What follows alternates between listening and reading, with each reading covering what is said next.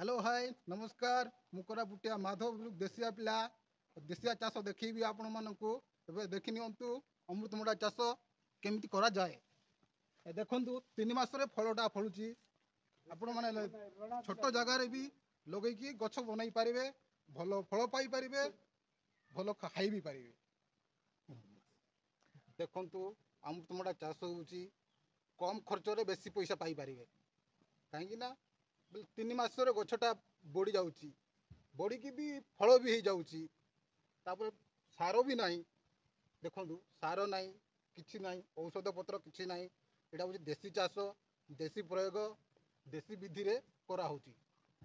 एटा होची अमृतफला देखंतु केते साइज अछि देखंतु 3 मासरे फल गछटा हेई की फल हेई की पुणी एबे मार्केट रे बिकिले गुटे गुटे आधा किलो हबो किलोटा होची आर दाम होची किलो 20 टंका 10 टंका रे आपण पाई परिबे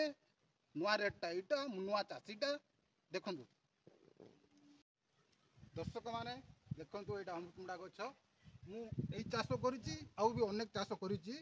आपण आसिकी देखि परिबे मो सहित एई परि नुआ नुआ वीडियो देखिबा पई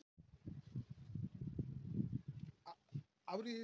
देखि परिबे मु अनेक प्रकार फल लगेछि देखंतु एटा आंब गछ आउरी पुणी अच्छी गछ विभिन्न प्रकार फल जिन लगे